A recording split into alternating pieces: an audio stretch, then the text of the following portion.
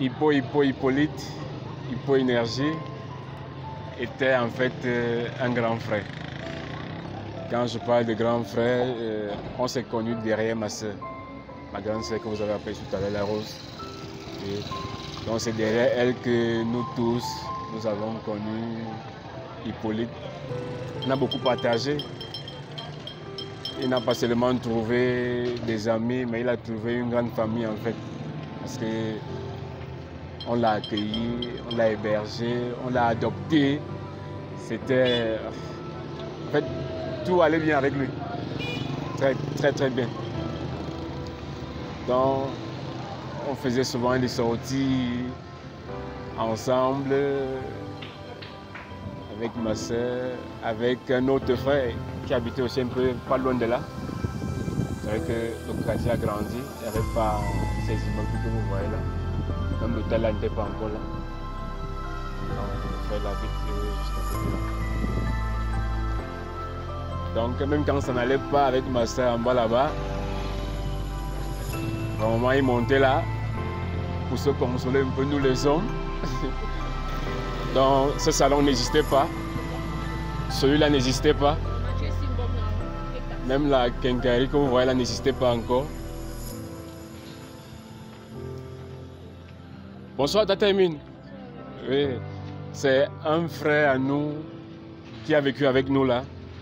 C'est chaud qui le connaît. Oui. Donc c'est lui qui a voulu qu'on fasse une petite vidéo pour lui. Lui n'est pas ici. Donc je viens le montrer. Là on venait souvent boire avec lui. À l'époque de show, bon, c'est vrai que le bar même n'existait plus. On l'a transformé en autre chose. Oui. Donc c'est le fameux petit barreau. Le barman en question s'appelait Fashion. Oui, parce que le nom là qu'Hippo connaît. Fashion. Donc c'était souvent là. Par moment on s'asseyait même là dehors. On prenait un petit pot. Après dès qu'on avait assez bavardé, chacun rentrait, posait les os sur le lit et on se retrouvait le lendemain. Donc c'était un peu ça notre petit quotidien. La première fois que j'ai rencontré Hippo, c'est quelqu'un de social. C'est quelqu'un de social, quelqu'un de véridique, très simple. Et c'est surtout sa simplicité qui m'a encore beaucoup plus marqué jusqu'à aujourd'hui. Quelqu'un pour qui il peut te dire tout ce que tu veux entendre, mais dans ça, il est sincère. Maintenant, c'est à toi de savoir faire la synthèse. Oui. Donc, c'est ce qui m'a vraiment marqué en lui. Oui. Donc, c'est un peu ça. Ça, c'est ma femme et ma fille. Mais Hippo ne l'a pas connue quand elle était au pays. On n'était pas encore ensemble. Bon, elle a un projet à faire. Aujourd'hui encore, cet amour a encore tellement grandi. Ça a tellement grandi encore. Les liens sont encore tellement tissés, malgré la distance.